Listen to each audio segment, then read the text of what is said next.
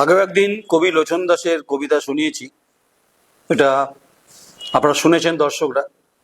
দর্শকদের মনে অনেক প্রশ্ন আছে, স্বাভাবিক থাকাটা, যে দ্য কোয়েরি আজকাল লোচন দাসের কবিতা শোনাচ্ছে।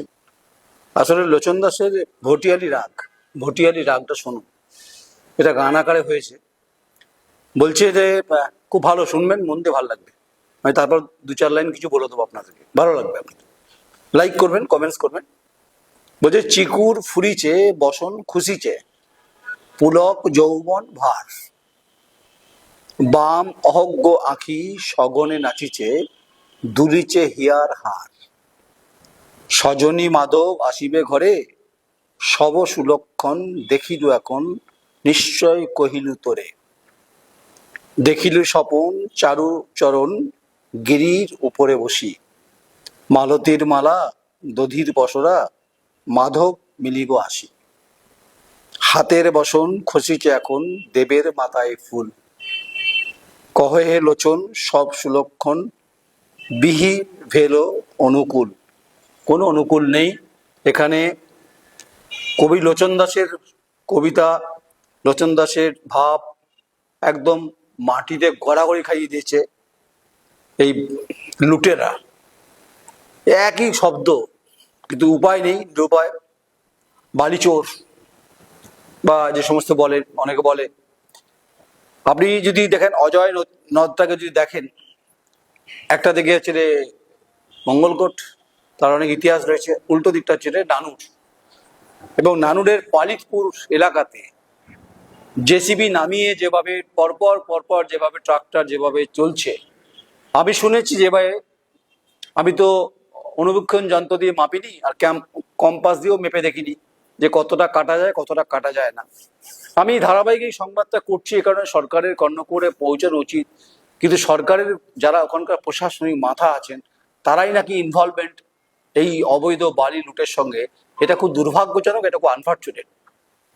তাই কবি লোচন দাসের কবিতা এরা বুঝবে না, এরা মর্মও জানে না। এরা জানে গামছা পরে, মাথায় গামছা বেঁধে, স্যান্ডো গেঞ্জি পরে বালি কাটবো, আর সন্ধ্যাবেলাতে সোনার মোটা চেন, পায়ে অ্যাডিডাসের জুতো, দামি স্করপিও চেপে ঘুরে বেড়াবো।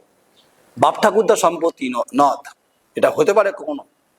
তাই অবাধে লুট চলছে পালিতপুরে, নানুর বিধানসভার মধ্যে পড়ে।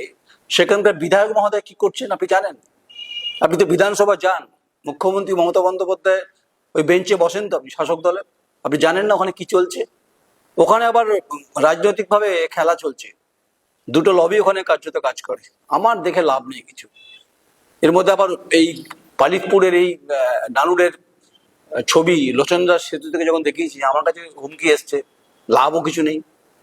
আমি বারবারই কথা বলবো, এবং লুট, রাজস্ব ক্ষতি, এই ইনভলভমেন্টের সঙ্গে পুলিশ এবং প্রশাসনের যোগসাজশ রয়েছে, তা নিয়ে কোনো সন্দেহ নেই। শুনেছি এক বেশ সাঁটালো নেতা, ফলে ফুলে ভরা, তার নাকি এক আত্মীয় এই ওখানে অবৈধ ঘাট চালায়। তাই যদি কিছু করার থাকে সরকারের সঙ্গে বুঝে নেবেন, মমতা বন্দ্যোপাধ্যায় মুখ্যমন্ত্রীর সঙ্গে। আমাকে বুঝতে আসবেন না। আর নানুরের পালিতপুরের ওই অঞ্চলে যদি আমাকে একবার ছোঁয়ার চেষ্টা করেন, আমি পিছন থেকে কিছু করলে কিছু করার নেই। আমি মনে করি নদের সৌন্দর্য স্রোতের সঙ্গেই গড়ে ওঠে, বা ধীরে ধীরে যখন স্রোত বয় ভালো লাগে। নদকে ঘিরেই তো অনেক প্রেম, অনেক কবিতা, উপন্যাস, অনেক কিছু থাকে।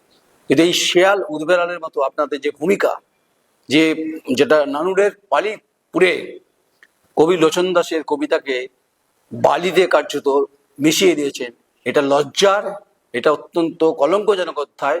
শুধু আপনাদের ব্যক্তিগত বেনিফিটের জন্য সরকার তার রাজস্ব আদায় থেকে বঞ্চিত হচ্ছে। আর ওখানে সর্ষের তেল দিয়ে, নাকে সর্ষের তেল দিয়ে চোখেও দিচ্ছেন, মাঝে মধ্যে হয়তো দিচ্ছেন, চোখে দিচ্ছেন ঠিকই, সে বালিতে আবার সেই তেলে আর হচ্ছে বালিতে আটকে যাচ্ছে। ওখানকার বিএলআরও কি ঘুমোচ্ছেন নাকি বীরভূম জেলার? ওখানকার ডিস্ট্রিক্ট ম্যাজিস্ট্রেট কি করছেন? ওখানকার পুলিশ সুপার কি করছেন? ওখানকার প্রশাসন কি করছেন? ওখানকার বিধায়ক কি করছেন? ওখানকার মেম্বার অফ পার্লামেন্ট সম্ভবত বোলপুর বিধানসভার মধ্যেই পড়ছে। বোলপুর বিধানসভা তো বটেই, বোলপুর লোকসভার মতো পড়ছে, মোস্ট প্রবাবলি দ্যাট। তাই মুখ্যমন্ত্রী নবান্নের ঘরে এই সংবাদ পৌঁছবে কিনা বলতে পারবো না, কারণ সামনে ভোট আসছে। ভোট করতে গেলে নাকি টাকা লাগে, মানুষকে নাকি দিতে হয়, তাই নদ থেকে ক্ষতিগ্রস্ত করে টাকা তুলবেন? এ অভিযোগ আমি যা বলছি যদি মিথ্যা হয় প্রমাণ করুন আপনারা। আপনারা কোনোভাবেই শুধরাবেন না, কারণ শুধরাবার কোনো জায়গা নেই। আপনারা লোচন দাস সম্পর্কে আপনাদের কি যায় আসে? শেষ করে দিই কবিতাটা পড়ে। কবি বলছেন, কেবা সে প্রকৃতি পুরুষ, কেবা কে কারে মানুষ করয়ে সেবা। প্রকৃতি বলিয়া বলায় জগৎ, প্রকৃতি কি বস্তু না জানো এ তত্ত্ব। কোনো তত্ত্বে বিশ্বাস করেন না, কোনো প্রকৃতি বিশ্বাস করে না। প্রকৃতি মাকে প্রতিদিন ক্ষতিগ্রস্ত করছেন এক শ্রেণীর লুটেরা, যারা নানুরের পালিকপুরে অজয় নদের ভেতরে জেসিবি নামিয়ে যে দৃশ্য আপনাদের ভিডিওতে দেখাবো, আপনাদের বুক কেঁপে যাবে। আগের দিন দেখিয়েছি, হুমকি এসেছে, আবার এই সংবাদ করব, দেখবো সরকার এ ব্যাপারে কি ব্যবস্থা নেয়। নমস্কার, আমি নয়ন রায়।